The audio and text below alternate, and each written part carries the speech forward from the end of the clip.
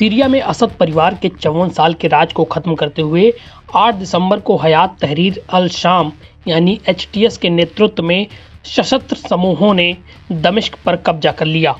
HTS के अल कायदा और आईएसआईएस जैसे संगठनों से जुड़े इतिहास और सीरिया की भौगोलिक स्थिति को देखते हुए सीरिया की घटना से पश्चिम एशिया में बड़े बदलाव देखने को मिल सकते हैं। अभी तक अरब देशों ने सीरिया के बदलाव पर सावधानी से प्रतिक्रिया दी है। वे कोई भी राय बनाने से पहले एचटीएस के कामकाज को देखना चाहते हैं। वहीं इजरायल ने अंतर्राष्ट्रीय नियमों को धता बताते हुए गोलान हाइट्स में कब्जा कर लिया है और इसकी अरब देशों और यूएन ने निंदा की है। द न्यूज़ अरब की रिपोर्ट के मुताबिक अरब देश सीरिया के साथ सावधानी से आगे बढ़ेंगे और नई सरकार के साथ अच्छे संबंध बनाना चाहेंगे।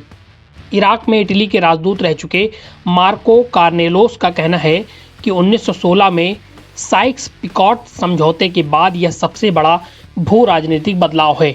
इस पर सभी अरब देश एक जैसी प्रतिक्रिया नहीं देंगे, लेकिन सभी किसी न किसी तरह प्रभावित होंगे। वहीं तुर्की और ईरान पर भी इसका असर साफ दिख रहा है।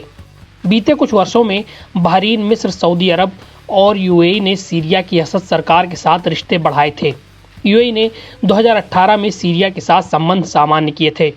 मई 2023 में सीरिया अरब लीग में वापस आ गया था। असद 2022 से अरब देशों के दौरे कर रहे थे तो कई अरब अधिकारियों ने भी दमिश्क का दौरा किया। अरब देश असद को फिर से स्वीकार करने लगे थे।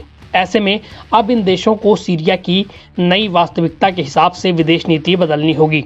यूएई, सऊदी और मिस्र जैसे अरब देशों को चिंता है कि एचटीएस की जीत से कट्टरपंथी समूह मजबूत होंगे।